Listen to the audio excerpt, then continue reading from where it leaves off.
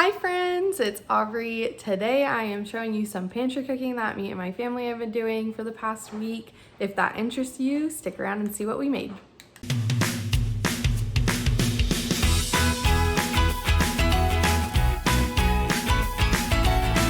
We are starting off with one of our favorite dinners.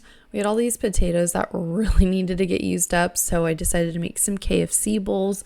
I chopped them all into like about quarter size and then put them in my Instant Pot. I put just enough water in there to cover the potatoes and then added a lot of salt. And then I had this cook on the manual button for about 8 minutes, and then while those were cooking I also popped in my chicken nuggets and then got the gravy cooking. We love this country gravy mix when we don't have the stuff to make it on hand, because we really like making homemade gravy with some bacon fat, but we didn't have any, so we just used one of the packets to make it a little bit easier.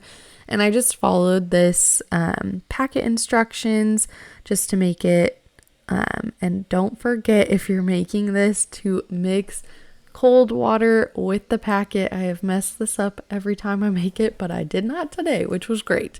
And then once the potatoes were done, I got some butter and garlic roasting, just using the saute function on my Instant Pot.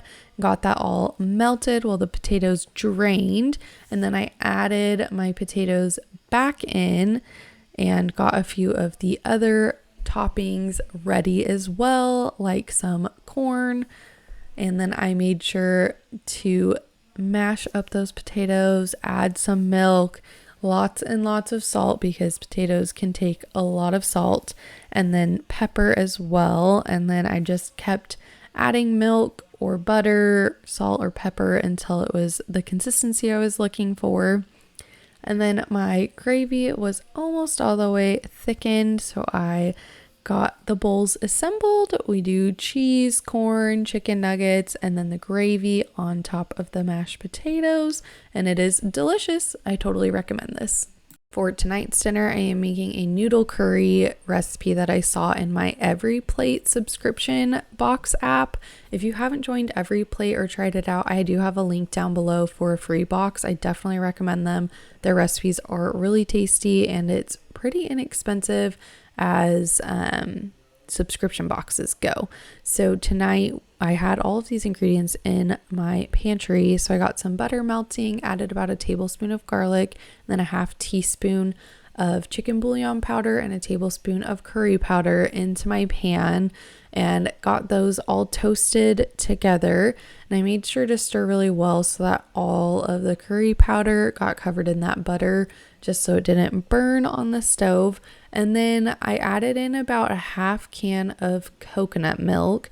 Later in the video, you'll notice that I have a lot more broth, and that's because I decided to end up doubling the sauce just because we made more noodles than I was thinking of. But I dumped in the coconut milk at this point, got everything stirred together, and then I made sure all of the big chunks of spices were evenly distributed, and then I added in my chicken thighs that I already had in my freezer and thawed those out a little bit in a bowl of warm water. And then I added in about a half cup or so of the pasta water from my noodles, and made sure to add a little bit of salt as well as some lime juice. And then my husband, who has a much better palate than I do, came over and he helped me taste this. We added some more pepper. We needed a little bit of sweetness, so we added a little bit of brown sugar as well, maybe about a half teaspoon. And then we stirred everything together.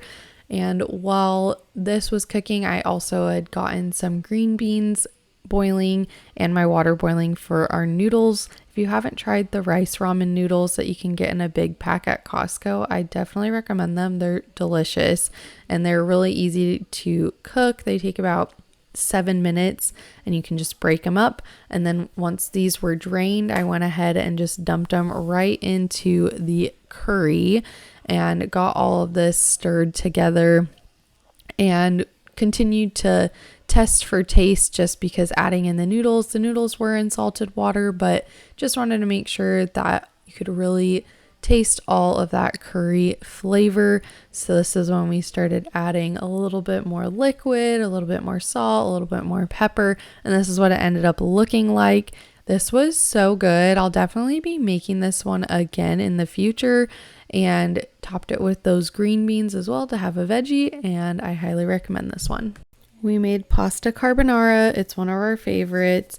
We got the recipe from damndelicious.net, so I'll go ahead and have that linked for you. I've shown it a bunch of times on my channel, but it's a good one to make, especially if you are on a time crunch, and we always serve it with some sort of veggie. This is what it looks like when it's all done. Everybody in our family absolutely loves this one. I highly recommend. This is another family favorite, our pizza sandwiches. We make them with sourdough bread. You could also use French bread, really anything that you think would be good as bread for pizza.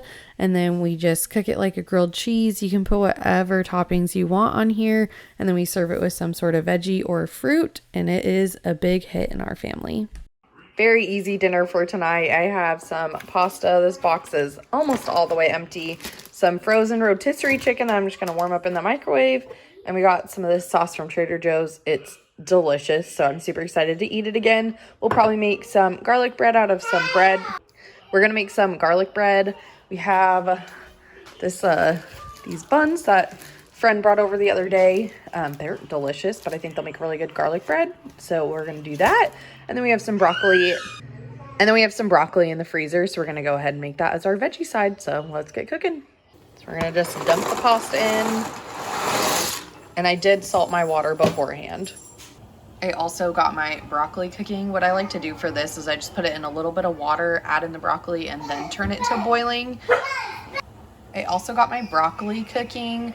I like to put it in the water before it starts to boil. That way it goes a little bit quicker once it starts boiling. So anyways, put it in there with a little bit of salt as well.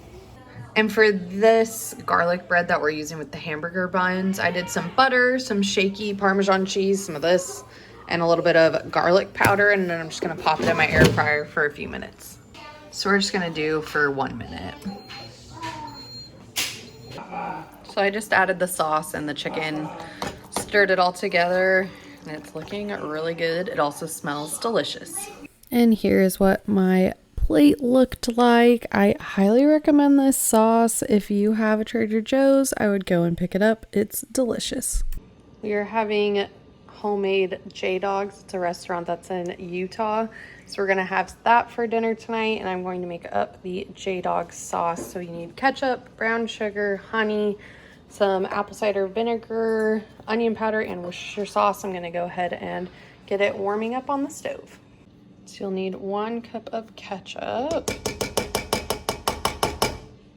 You'll need a cup of brown sugar, so I'm gonna do 2 of these.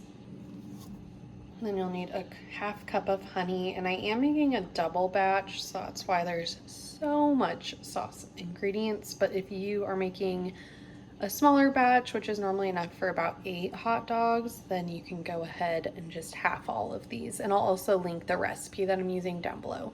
You'll need a tablespoon of apple cider vinegar. You'll need 2 teaspoons of Worcestershire sauce, which I'm just gonna eyeball it. That's probably good. And then you'll also need 2 teaspoons of onion powder, and I'm just gonna eyeball that as well. And then you're just gonna turn it on low and stir it for about, so I turned the burner on low, and then you're just gonna stir it for about 5 minutes until the sauce starts to thicken up and all of the sugar has dissolved. And you might be wondering why we're making a double batch if it's just our little family. And that's because this keeps in the fridge for about 30 days. And so this way we'll have the sauce ready to go whenever we want to have hot dogs again, since we have lots and lots of hot dogs and lots of buns in the freezer. We get the Costco Polish sausages, so they're really big. So I normally cut mine in half, and then we do 2 buns for each dog. And then I don't know if I'll be able to do this one-handed, but we do like a crisscross pattern all the way down, and then that way the inside of the hot dog gets really well cooked and everything gets a little bit crispy. So when you're done cutting them, they'll look a little bit like this. So they'll have like little sections, and then they'll get all crispy, and then the sauce drizzles right in there, and then you can add a whole bunch of toppings. So we're gonna cook these on the stove just to get them warmed and a little bit brown and crispy on the edges, and then we will put our hot dogs together.